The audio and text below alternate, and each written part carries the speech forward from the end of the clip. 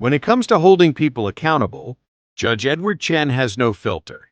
And during a live TV broadcast, he delivered a line so savage, it completely shut down Ibrahim Traoré in front of millions. It all started with the high-profile television interview where Judge Edward Chen and Ibrahim Traoré were meant to discuss a controversial case that had captured the public's attention for weeks. Ibrahim, a well-known political figure, had been making waves with his strong opinions about legal systems and accountability. As the interview began, it seemed like a typical back and forth. The hosts introduced the two guests with a promise of an engaging discussion. But there was an underlying tension in the room, something both viewers and guests could feel. Chen's reputation as a no-nonsense judge preceded him, while Traoré's reputation for being bold and unafraid to challenge authority had made him a public figure who wasn't easily intimidated. This was set to be a conversation that would shake things up. The first few minutes were cordial, almost too polite. Traoré started by giving his usual spiel about his perspective on justice, law, and the importance of speaking truth to power. The audience, already familiar with his rhetoric, seemed to nod along, expecting more of the same. But Judge Chen wasn't there to nod along.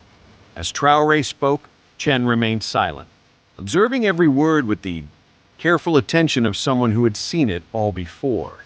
It was clear from the start that the judge wasn't about to let the political figure off easy. Traoré, sensing this, grew more animated, trying to steer the conversation into familiar territory. But Chen was quietly formulating his move, knowing exactly when to strike. The tension in the room built as Traoré launched into an impassioned statement about how the legal system was rigged and how individuals like him were necessary to shake things up. At that moment, the host turned to Judge Chen, giving him the floor to respond. What followed next left everyone in the studio, and likely at home, on the edge of their seats. Chen's voice was calm, measured, almost disarming, but his words hit with the force of a sledgehammer. "Mr. Traoré," he began, his eyes locked on the political figure. "You speak of shaking things up, but have you ever bothered to read the law you claim to challenge?" The silence that followed was deafening. Everyone knew this wasn't just a question. It was a challenge, one that would set the tone for the rest of the interview. Ibrahim Traoré, caught off guard for the first time that evening, faltered. For a split second, his usually confident demeanor wavered. He recovered quickly, but the damage had been done. The hosts, sensing the tension, nervously shuffled their notes, trying to steer the conversation back to safer topics. But Chen wasn't done. "You see," he continued, "the law isn't a tool for theatrics. It's the backbone of a civilized society. Without it, there is no structure, no fairness, just chaos." This wasn't just a line. This was a statement, an ideological jab that seemed to strike at the heart of everything Traoré had been advocating for. The audience shifted uncomfortably in their seats, unsure of how to react. Was this the end of the interview? Or was something bigger about to unfold? What happened next could only be described as a shift in power. Traoré, who had been confidently positioning himself as the disruptor, was now on the defensive. He stammered slightly, trying to find a way to counter the judge's seemingly simple yet devastating critique. I don't think that's what I meant," he said, fumbling for words. But Chen wasn't interested in ambiguity. "No, Mr. Traoré," he responded firmly, "what you meant is irrelevant. What matters is what you've done with your influence. And from where I'm standing, you've done nothing but fuel division and confusion." The crowd's murmurs grew louder, some in agreement, others in shock. But everyone understood that Chen wasn't just speaking as a judge. He was speaking as a voice of reason, an embodiment of legal integrity. Traoré, now visibly agitated, tried to regain control of the conversation. "You're dismissing the voices of those who feel marginalized by the system," he shot back, his voice rising. But once again, Chen's response was like a well-placed jab. "I'm not dismissing anyone," he said, his tone unwavering. I'm saying that the law is not something to be manipulated for political gain. If you want to change the system, start by understanding it first. Then, maybe you'll have the credibility to speak on it. The force of that statement seemed to hang in the air, and for a moment, even Traoré seemed lost for words. The hosts looked between the two men, unsure whether they should intervene or let the showdown continue. It was clear that Judge Chen had successfully turned the tables on Traoré. The once confident political figure now appeared cornered, his arguments crumbling under the weight of legal logic and reason. What followed was a flurry of attempts by Traoré to regain his composure. But each time he tried, Chen cut him off with precision. "You talk about justice, Mr. Traoré, but what you're offering is chaos," Chen said, his voice sharp. "Justice is not about making noise. It's about making a difference in the lives of those who need it most." Every word was calculated to dismantle Traoré's position, and it was working. The audience watched in awe as the political figure's bravado slowly evaporated. The back and forth continued for what seemed like an eternity. But in reality, it was just a few moments of intense verbal sparring. Traoré, now visibly rattled, attempted to shift the focus back to the case at hand. But it was clear the interview had taken a turn. The judge wasn't just interested in discussing the specifics of the case. He was interested in exposing the flaws in Traoré's worldview. You want to shake things up? Fine. But don't do it by tearing down the very system that keeps us safe. Because when you do that, you hurt the people who need protection the most, Chen said, his voice unwavering. At this point, it became clear that this wasn't just a conversation about law. It was a philosophical debate between two worldviews. On one side, you had Judge Edward Chen, representing the pillars of justice, fairness, and the rule of law. On the other, you had Ibrahim Traoré, who saw himself as a crusader against a broken system. But Judge Chen wasn't having any of it. "You can call yourself a revolutionary, Mr. Traoré," he said, his voice rising. "But real change doesn't come from sensationalism. It comes from understanding and respect for the system.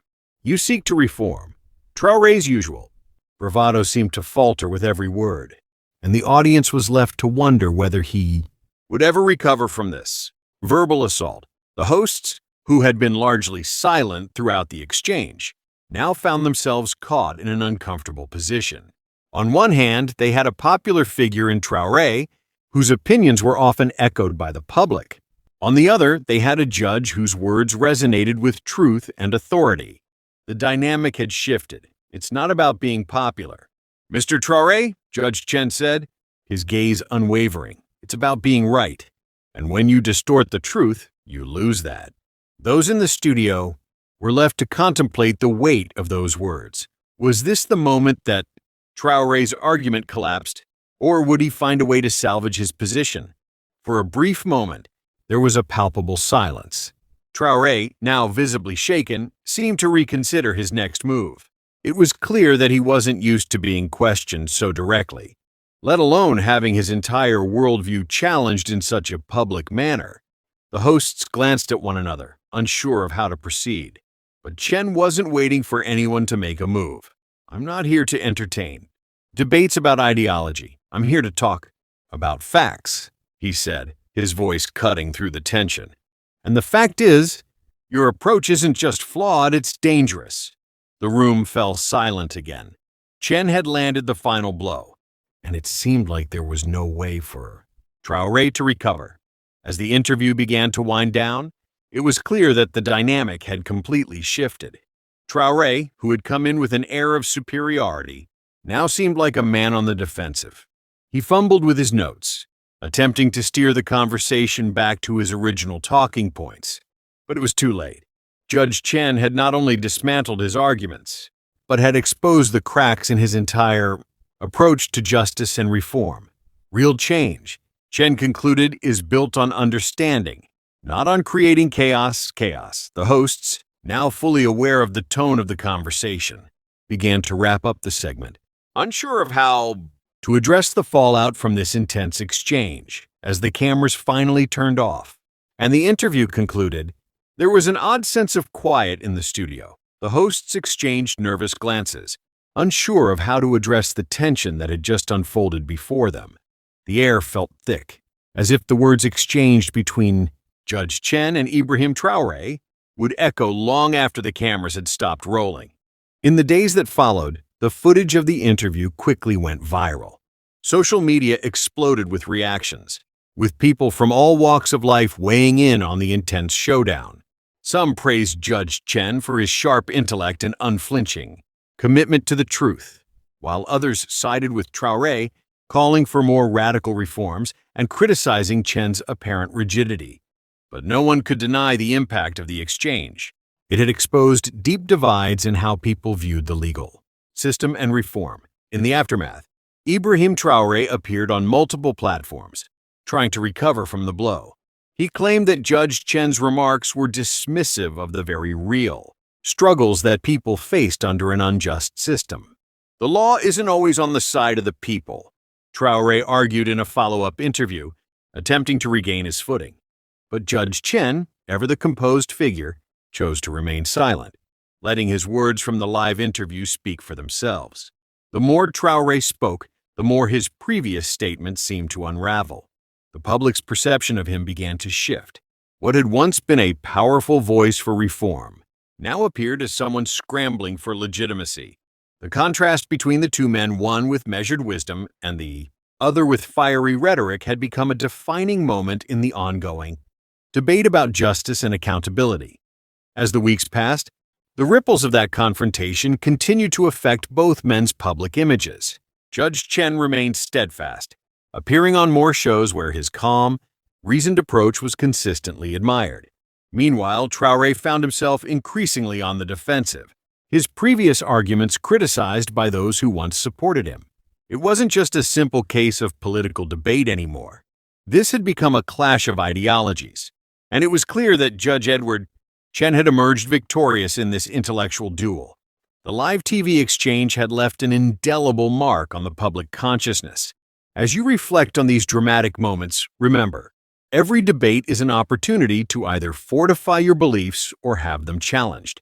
If you're interested in more powerful conversations and insights into the world of justice, politics, and everything in between, don't forget to hit that subscribe button and join us for more thought-provoking content.